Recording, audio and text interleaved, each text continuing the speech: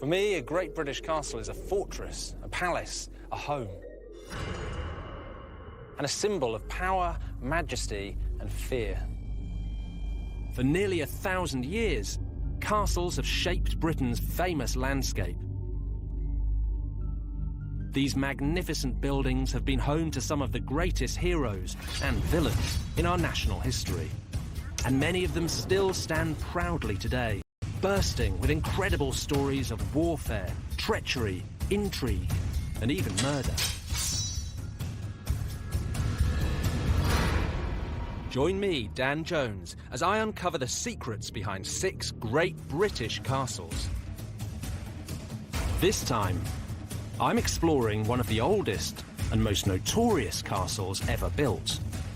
A fortress, prison, and execution place. Built to inspire fear in everyone who walked through its gates.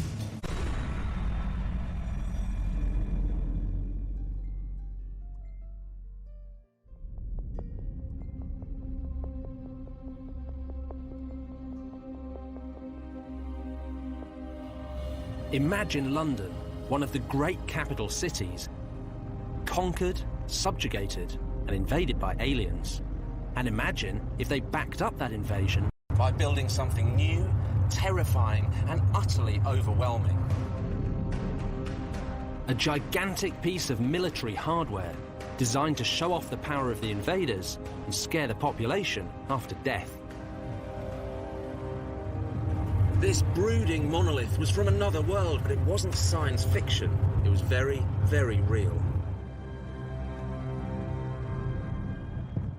Today, the Tower of London is Britain's most visited tourist site.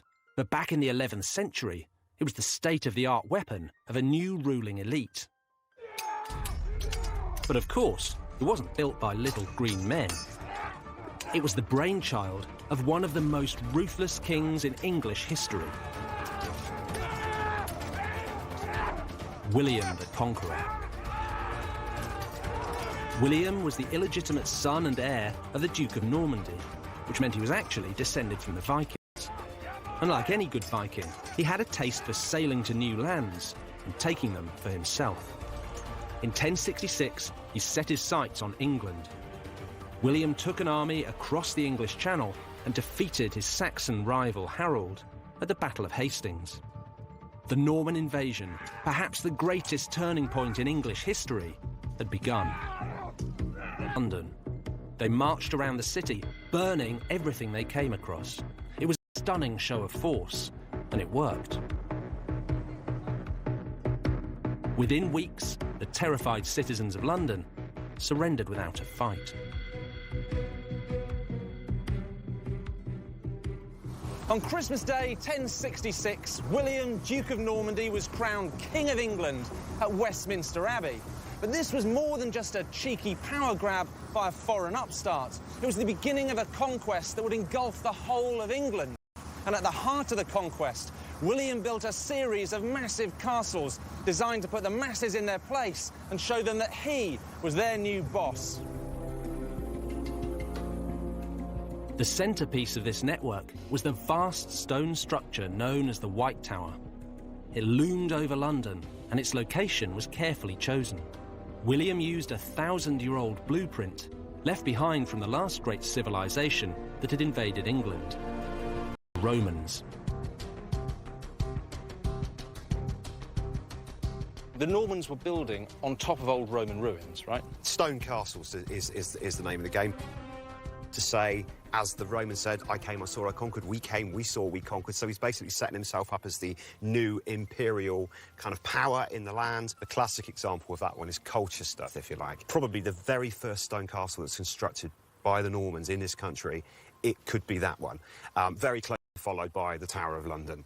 And then at London, he builds this massive stone castle, which is his seat of power within the capital city. There's another part to this story of the two castles as well, isn't there? It is supposedly the architect for both sites is the Bishop of Rochester, a guy called Gundulf. And J.R.R. Tolkien, who obviously everybody knows for Lord of the Rings, supposedly takes, because he's an Anglo-Saxon scholar at Cambridge, takes Gundulf, and Gundulf becomes Gandalf. And, of course, The Two Towers is the name of the book, the second book.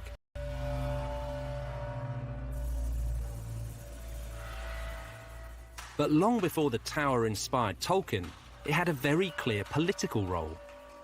By building in stone, William was sending a message. The Normans were here to stay. The White Tower was 90 feet high and its walls were 15 feet thick. It earned its name because its whitewashed stone walls could be seen for miles around. Londoners would never have seen anything like it. Heavily armed foreign soldiers stood behind thick stone walls, and it all sent out a clear message.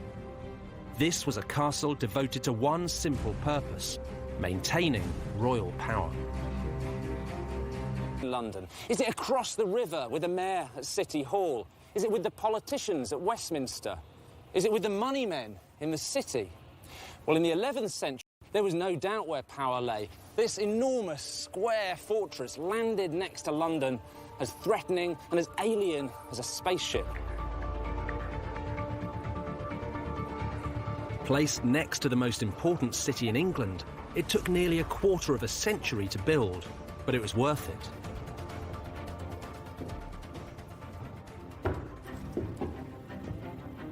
William was the new boss, and the White Tower proved it. Now, no one in England's capital would dare to disobey their new ruler. It seems hard to imagine today, but it's not. If you want to get a sense for how the tower loomed over London and overawed Londoners, the best way is to check out the 21st century equivalent. This is the Shard, the tallest building in Britain. 72 stories high, it really does soar above London, overshadowing everything that stands around it, much like the Tower of London once did. The view from up here is absolutely astounding. It's a cloudy day and you can see still about 14 to 15 miles in every direction. This must have been exactly how you'd have felt if you were a Norman king or a Plantagenet king down there in the White Tower looking over the medieval city. And down below all that, the Tower of London looks kind of puny. But you've got to imagine all of modern London and try and think back to what it would have looked like, say, in the 12th century when William Fitzstephen wrote his famous description of the city. And he described the Tower of London there, bang in the eastern corner, as rising up on ancient foundations, its mortar mixed with blood. Well, that was the eastern end, and the walls came out and stretched round what we now think of as the square mile. There was St Paul's Cathedral rising up in the middle. And then down at the end on the other side, you had Westminster. And that was, as now, a political village. But what was important was at these 2 points, the Tower and Westminster marked out a line of power. So every king before their coronation in the Middle Ages emerged from the Tower and processed through the city all the way down to Westminster Abbey to be crowned. And that was the ultimate political pageantry. In the years that followed William's conquest, London grew rapidly. By the end of the 13th century, the population had reached over 100,000. But as the city grew, so did the Tower and its supremacy. And it's that tension between the Tower and the... In times of pomp and celebration, everything started at the Tower. But in times of chaos and crisis, it was a place to go and retreat. So this wasn't just a castle designed to overawe the common people. It was also somewhere to hide from them.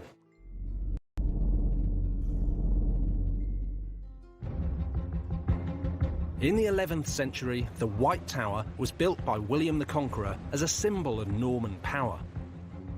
Under the kings who followed him, it grew bigger, stronger, and more menacing. In the 13th century, Henry III extended the castle to the north and east with a curtain wall. And he transformed the interior into a comfortable royal palace, which is how it's been restored today. But much of the modern castle was the work of Henry's son, a king who added a truly deadly reputation to the Tower of London. Henry III's son, Edward I, was a warrior king and one of English history's keenest castle builders. He spent twice as much on the Tower of London as his father, despite only rarely using it as a royal residence. But Edward had a difficult relationship with London and with the Londoners, and he liked to be sure that when he needed to, he could keep his distance from them. Edward built a second concentric curtain wall to enclose the first, and he extended the moat. So the tower we see today is essentially the one he completed, and it was sending a very clear message to the city. Know your place. And know that I am your king. In the Middle Ages, castles weren't just places to house soldiers. They were also heavily involved in royal finance, both as places to keep the king's money and to imprison those who tampered with it. Any kingdom, ancient or modern, depends on a system of commerce, buying and selling, borrowing and lending, and taxation. But it's money that lies at the dark heart of two of the most vicious and violent stories in the history of the Tower of London. Edward I spent his entire reign fighting expensive foreign wars. It cost him a fortune, and it made him obsessed with the currency of the realm. Edward was prepared to deal very harshly with anyone who meddled with his money. Medieval coins were made of silver, a soft metal that was very easy to bend, break, and forge. One of the most common methods of medieval fraud was coin clipping, cutting away the edges of silver pennies, melting down the slivers, and making new, fake coins of your own. Actually stealing from the royal pocket. If you look at the definition of a coin, it's a piece of precious metal whose intrinsic value is equal to its face value and stamped with an official mark guaranteeing its weight and fineness. So it does exactly what it says on the coin. You have a penny, like that. It contains a penny worth of silver. And they all have to be the same, because that's what money is. It's the weight of the coin. The coins were weighed, not normally counted. So coinage was something that was taken really, really seriously in the Middle Ages. It had sterling qualities. English coin was renowned throughout the entire world. Because it was so pure, so regular. It was good quality and should have been good weight and good standard of silver. Which explains then why anyone who was caught doing, debasing the coin... It was treason. Clipped coins flooded the economy and caused inflation. They made foreign merchants suspicious of doing business with the English, and they reduced the real amount of tax that could be collected from the people. In 1278, Edward decided to get a grip on his realm's money, and the Tower was at the heart of it. Since Edward wasn't using the Tower much as a royal palace, he decided to move the mint within the walls. It was here, on Mint Street, which stretches for 3 sides of the Tower of London. It was an enormous operation. Edward's new mint improved the look of his coins. But as well as fixing the coin itself, Edward wanted a scapegoat to punish for the widespread crimes of clipping. He found one in England's most vulnerable community, a minority that was involved in finance and money lending: the Jews. Edward blamed everyone for coin clipping, but he blamed the Jews more than anyone else. Throughout the 1270s, he'd already been levying punitive taxes on them, restricting their ability to trade and do business. Then, in November 1278, he suddenly rounded up England's whole Jewish population, putting 700 Jews here in the Tower.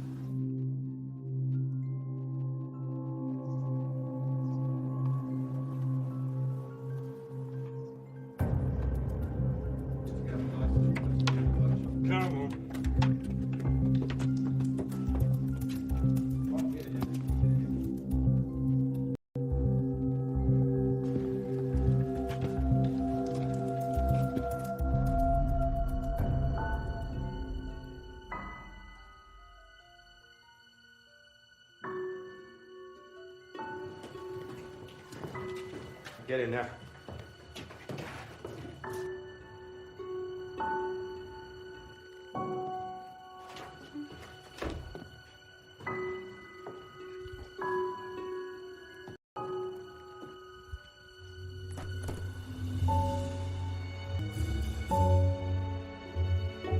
Of all the hundreds of Jews that Edward had imprisoned here in the Tower, almost half were hanged. In fact, for every Christian executed for coin clipping, 10 Jews suffered the same fate. And within a decade, Edward had passed an act of expulsion, banishing the Jews from England for nearly 500 years. This was the worst Jewish massacre in British history. But Edward's actions were met with little more than a shrug from the rabidly anti-Semitic society of medieval England. And what was more, he had bolstered the fearful name of the Tower of London. By the end of Edward's reign, no one would dare to question the authority of the Tower. But 100 years later, the Tower's mighty reputation was blown to pieces as the castle found itself at the centre of the greatest popular uprising in British history, the Peasants' Revolt. In the second half of the 14th century, England was going to the dogs. The new king, Richard II, was a 14-year-old boy, and the country was being governed by his councils, led by the Lord Chancellor, Archbishop Simon Sudbury. But Sudbury's rule was a disaster, and throughout the country, people were starting to mutter about rising up in protest. In 1381, people were moaning about the same sort of things they still moan about today: war, death and money. A war had been going on with France for generations. The Black Death had wiped out nearly half the population of England. Then, on top of all that, came a tax, a poll tax, levied on everyone, old and young, rich and poor. And there were 3 of them, levied on England, one after the other, in 4 years. The poll taxes were the final insult to a country that was well and truly fed up. On the 13th of June, a large group of militant protesters led by the Kentish rebel Wat Tyler entered London. They burned jails and legal offices. They chopped the heads off anyone associated with the government, piling their corpses in the streets. The following morning, Tyler and the rebels turned their attention to the ultimate symbol of political power. The Tower of London was the rebels' central focus. But why? They didn't want the lavish apartments, the royal jewels, or even the coin in the mint. They didn't want to capture the king, the teenage Richard II, which is just as well, because on the day they stormed the tower, he wasn't even here. What they really wanted was the traitors who'd imposed the poll tax. This is like today's Londoners. Archbishop Sudbury knew that the rebels were baying for his blood. Terrified, he and his ministers fled to the White Tower, where they hid in the chapel and prayed for salvation. Nomine Patris, et Filii, et Spiritus Sancti. Amen. Archbishop Sudbury and several other royal ministers had taken refuge in the tower because it was supposed to be the safest place in London. But when the angry mob burst through the doors, suddenly it was the most dangerous. Sudbury was hiding in this chapel when the rebels found him. He'd been saying masses all morning, and now he was saying his final prayers. Most traitors were brought to the tower, but now Sudbury was about to be taken out of it. He was dragged out to Tower Hill and decapitated. His head was stuck on a spike, with his bishop's mitre nailed on for good measure. For a gang of ordinary peasants to take what was basically the Prime Minister of the day out of the chapel in the greatest fortress in the land and hack his head off on Tower Hill, it's completely extraordinary, and this is almost like communism 600 years before its time. The following day, the young King Richard met the rebels to hear their complaints. But the meeting turned violent, and when Tyler made a move toward the king, he was grabbed by one of Richard's men and run through. A revolution was avoided, but only just.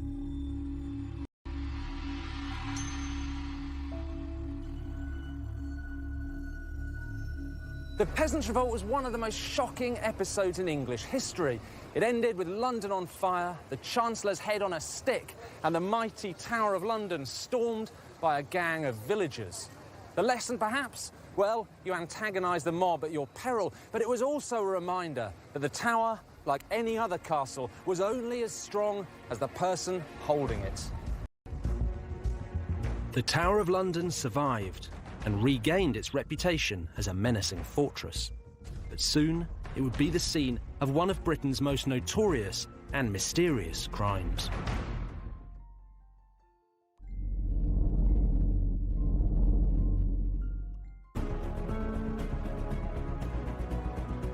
The Tower of London, first built by William the Conqueror, began its long life as a military weapon aimed at the City of London. Over the centuries, its power and prestige grew.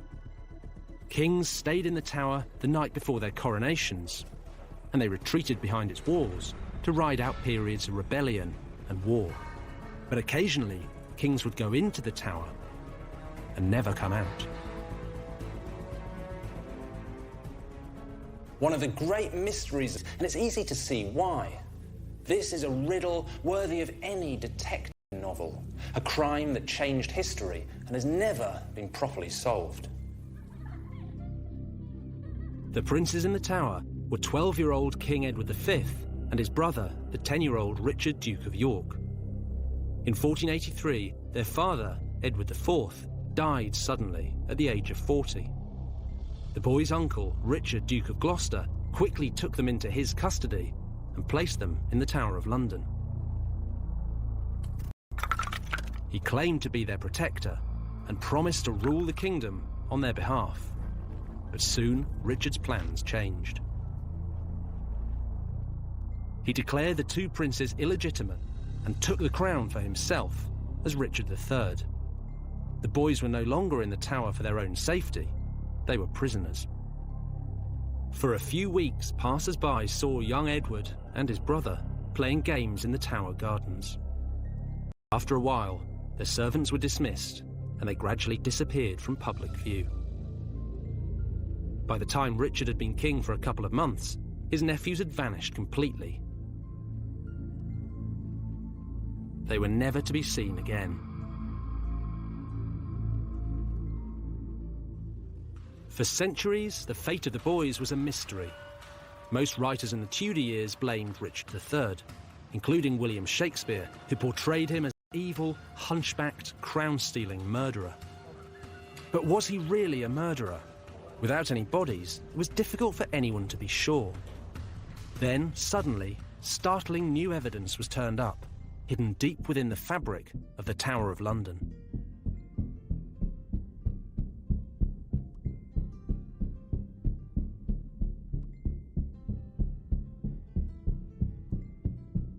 During the reign of Charles II, workmen were remodelling the tower when they found the skeletal remains of two children hidden under this staircase.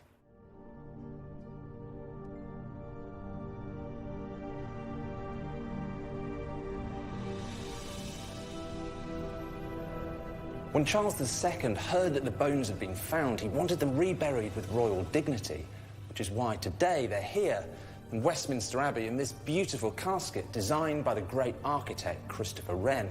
And the inscription on the casket lays the blame pretty squarely at Richard's door. It says he suffocated the princes with a pillow and then usurped the throne.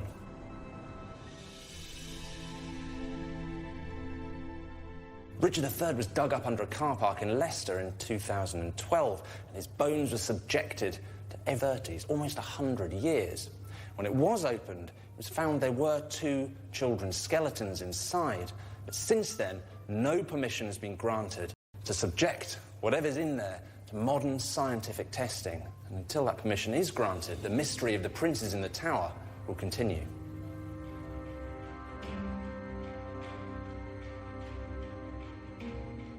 Even if the riddle of the princes in the tower is never solved, their story will continue to be one of the most notorious in British history, and an important part of the legacy of the Tower of London.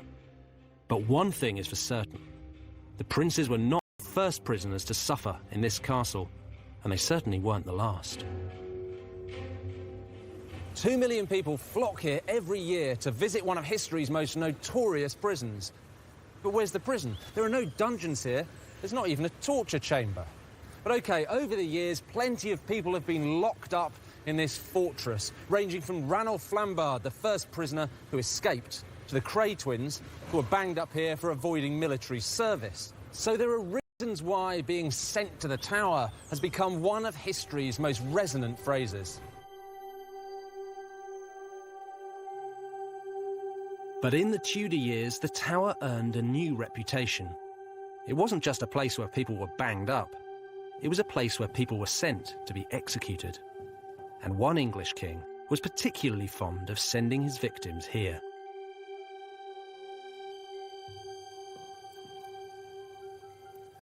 This massive suit of armour was once owned by England's most famous king, Henry VIII. And you look at it, well, it tells you everything you need to know about Henry's self-image. It's big, it's manly, it's virile. It all points very obviously to one place. And this was owned by Henry towards the end of his life in 1540, when he was fat and grumpy and ill and tyrannical. And that's the Henry I associate with the Tower of London, because it wasn't his fortress or his palace or even his playground. It was his personal prison, where he locked up those he thought were traitors.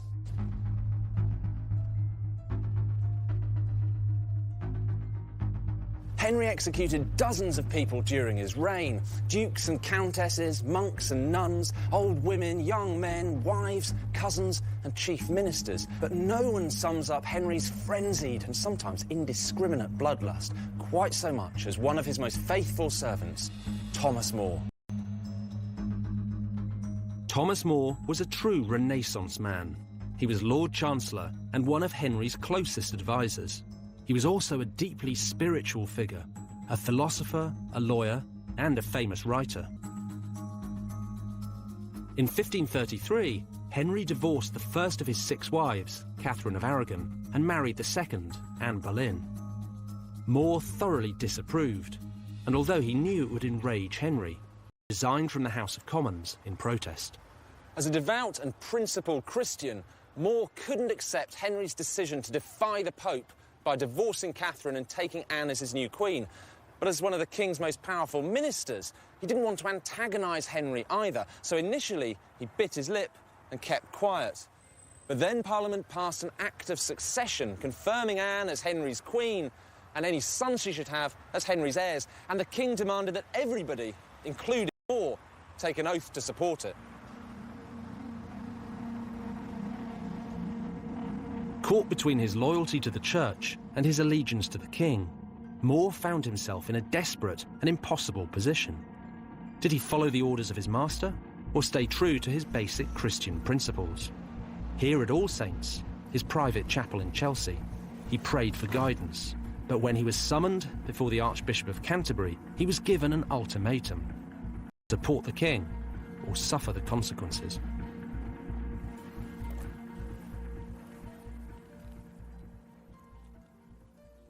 More was presented with the Act of Succession. He read it to himself in silence. Then he was presented with the Oath of Allegiance. He read it in silence. But he couldn't swear the oath. And so, to use one of the most infamous phrases in British history, he was sent to the Tower.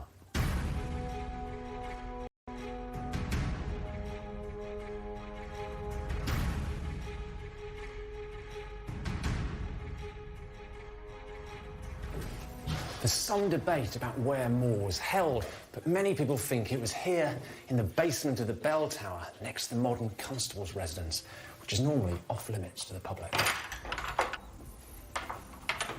In a way, this bare cell, with its sandstone walls and high vaulted ceilings, feels like a chapel. And as a prisoner of conscience, More spent months here, reflecting on his life and possibly his death. At first, More's imprisonment wasn't too bad. He was allowed to read and write, he could have visitors, he could take walks in the grounds of the tower. This was more like a civilised house arrest than being chucked in a dungeon. But within months, Parliament had passed yet another act, making Henry the absolute head of the Church in England. And cutting the country off from the authority of the Pope. The pressure on More was building. They may have been lifelong. As one of the most highly respected men in all of England edged slowly towards his doom, More himself described what happened next. So, Andrew, what is this collection we have here? We have a set of 16th century transcripts of the works of Thomas More. So much of it. So now we know what More's been accused of, but what was his punishment? Because that's in here as well, isn't it? So we are told that he's going to lose all of his properties, his land shall be deemed and adjudged in our said sovereign and his heirs in like estate, form and condition as they were before. So what we're saying here is that everything that Henry's given to Thomas More over the years that More's been in favour is now being taken back. He's ruined. Yeah, he loses absolutely everything. But what about More personally? Halfway down this page, we read, "And also shall suffer such pains of imprisonment of his body."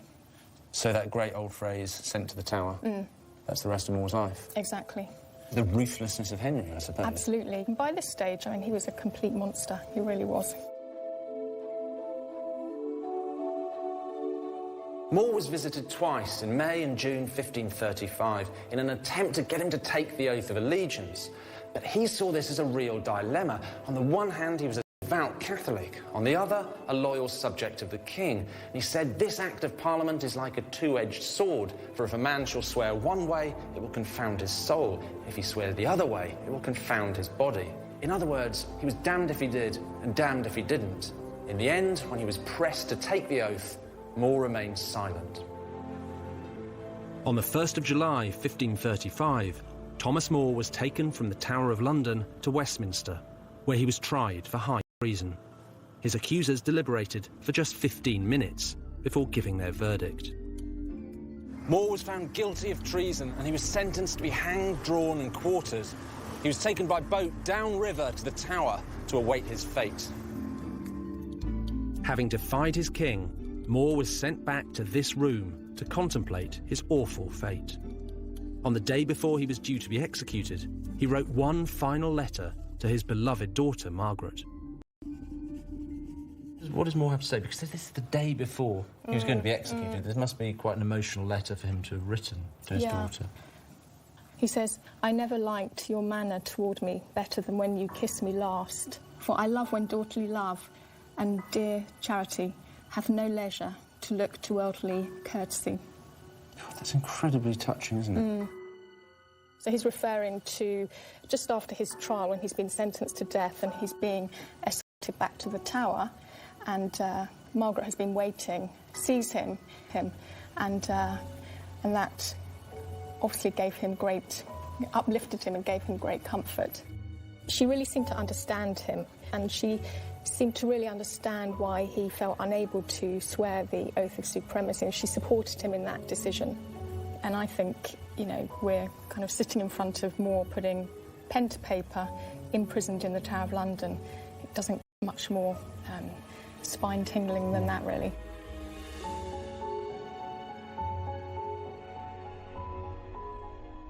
At 9 o'clock the next morning, Thomas More was brought from this cell to meet his fate.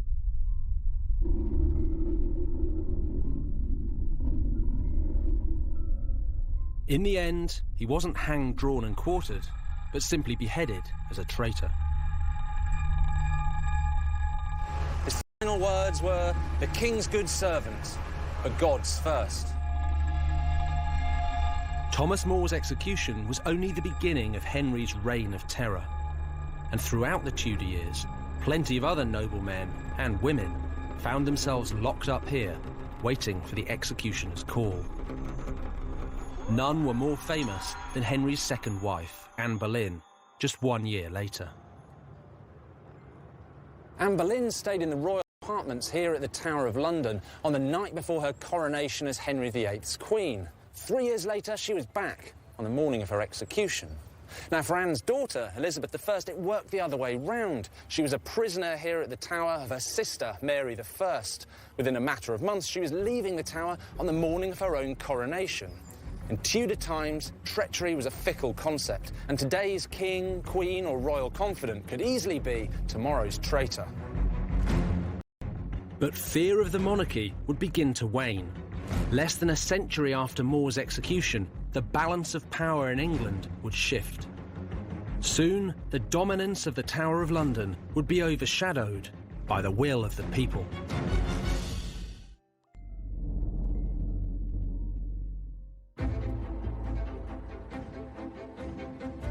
From Norman times till the Tudor years, the Tower of London had been the focus for royal power. But by the 19th century, it was starting to lose its grip. This was no longer the main arena for political battles. Further up the River Thames, the Houses of Parliament now took centre stage. Now, the Tower took on another role. It began to attract tourists. And they weren't just here to inspect the ramparts. One of the main attractions was some of its more exotic inhabitants, because it wasn't just humans who were locked in the child, escaped at this time. He was afterwards, by command of the king, baited to death with dogs upon a stage. Well, it gives an insight into the cheery humour of the 18th century, doesn't it? Oh, dear. What's amazing is this tiny little book is one of the first known guidebooks to the Tower of London, and it's full of miniature portraits of animals. It's extraordinary to think that for 600 years, the Tower was home to the menagerie, or London's main zoo. For more than 900 years, since the time of William the Conqueror, the Tower of London has been a royal palace. Now, royals get a lot of gifts. In fact, the present royal family has received a bear, 2 sloths, a baby crocodile, an elephant, a horse, and a canary. In 1252, the King of Norway presented the Tower with a very exotic gift, its very own polar bear. Now, the royal records show the purchase of a muzzle, a chain, and a long length of rope so the bear could go fishing for its own food in the river. England's medieval kings needed somewhere secure to put all the animals they received. Naturally, they chose the strongest castle in the land, the Tower of London.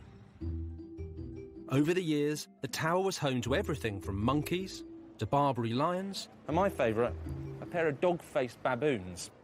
In the 18th century, the Tower of London opened its menagerie, or zoo, to the public. To get in, you had to pay 3 pennies, or bring along a cat or dog to feed to the lions. By 1828, the Tower held over 280 animals, but one man was not impressed. Arthur Wellesley, Duke of Wellington, was the heroic general who defeated Napoleon at Waterloo. Now aged nearly 60, he was made Constable of the Tower. The old soldier had plans for the great fortress, and they didn't include wild animals or the noisy crowds that came to see them. As far as the Duke of Wellington was concerned, the Tower was a barracks for troops, not a circus or a zoo. On top of that, the place was filthy, the water in the moat was fetid, and there was cholera among the troops. Now, Wellington was a founding member of the Zoological Society, and to his mind, cleaning this place up meant the animals had to go. The Duke of Wellington knew that housing wild animals in a medieval fortress was an accident waiting to happen. And he was right. In 1835, when one of the lions allegedly mauled a soldier, the Iron Duke had had enough. He relocated the entire menagerie to Regent's Park, where it became one of the world's most famous collections of animals, London Zoo. Wellington got rid of a ship-shaped military barracks. They named a building after him where they now keep the crown jewels. But you know what? The ultimate irony is the Duke of Wellington hated tourists. Wellington proposed that the public should be kept out of the Tower of London. He called them a nuisance and a threat to security.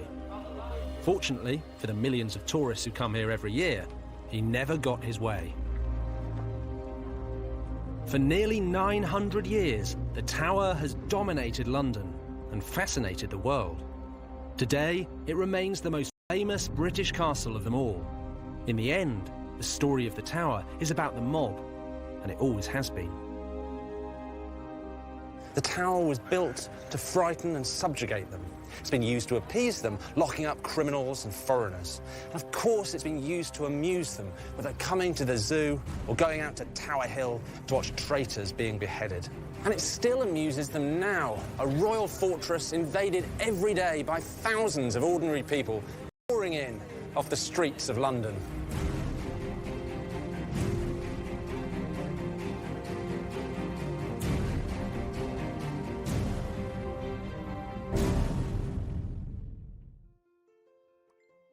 Next time, I'm uncovering the secrets of Warwick Castle. A place where kings have been imprisoned, royal favourites murdered, and Hollywood stars entertained. For some, Warwick has been the source of limitless power. For others, a poisoned chalice. And you can catch all that next Thursday at 7. A storm is approaching and it's going to be trucking hell on the frozen frontier tonight. Stay tuned for a hair-raising ride as the Ice Road Truckers return with a new series here on Channel 5. That's coming up next.